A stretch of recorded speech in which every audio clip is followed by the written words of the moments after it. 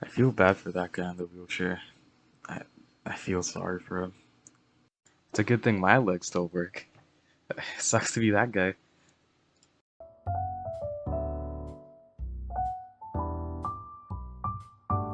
So that guy was kind of a douchebag, and the acting was awful. But as he judged the man in the wheelchair, we also sit here prematurely judging him. We don't know the kind of environment he grew up with to have him act in such a way, nor do we know him as a person, but we'll get back to him in a bit. The main point of conversation is the person he's speaking to. Rather than looking at others who are less fortunate than us with pity or make premature opinions, we should instead put ourselves in their shoes, to understand them from their point of view and not ours. That's what a kind person would do. Sympathy is really just looking down on others in a pitiful way, admitting that their situation is worse than ours and warrants that pity. Stephen Hawking, Helen Keller, Stevie Wonder, Beethoven, and many other became successful figures even with their disabilities. I'm not preaching that everybody is equal and that the world is fair to everybody and that, we all have the same opportunities as one another. That would just be unrealistic and an uninformed opinion. I am, however, preaching that rather than nurturing sympathy, I think we need more empathy in this world. Empathy is unfortunately also one of the most difficult things to nurture.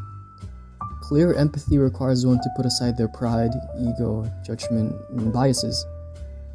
All of that to be able to understand someone else. It's definitely far easier to make assumptions and premature judgments on somebody we don't know and act oblivious to all of those factors. We assume that one may require our pity and only ever look at the surface level. Empathy covers many other areas in people's lives other than understanding someone who are less fortunate than us. In fact, it's in every area of our lives. The person who accidentally bumped into you, or the person who's asking for spare change on the sidewalk. We can use empathy in every social situation and with everybody we deal with. And like I said, it's difficult. But it's the only thing that can allow us to understand and connect with those around us on a much deeper level.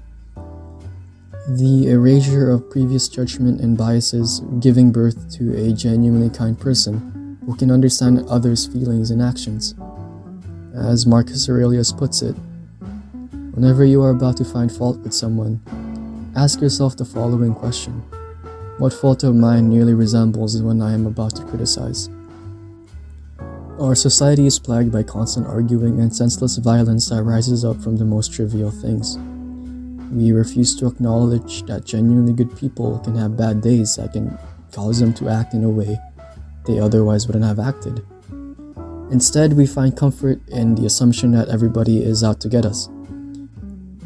Those who have wronged us have always disliked us or had ill feelings.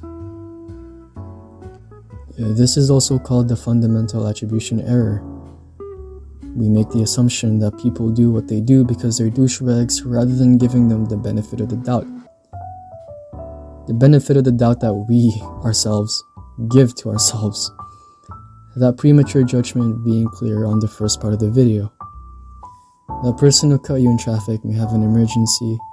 That person who seems unfriendly towards you may be going through a rough time in their personal life. Your parents may not have been raised with love and feelings as they raise you, and are unable to convey such feelings, never learning how to in the first place. The point is, we don't know. Plato says this very well. Be kind, for everyone you meet is fighting a hard battle. I have yet to meet a single person who doesn't want more people who are kind or understanding. Every single one of us wishing for a world that is filled with people who are genuinely nice. So instead of just hoping for it, instead of just wishing for it, let's all strive to become the person we wish to have in our lives and make a world where we're all able to understand one another. I genuinely despise the world that we live in and the toxicity that we continue to nurture. And as a last act of defiance against it, the best we can do is to be a kind person.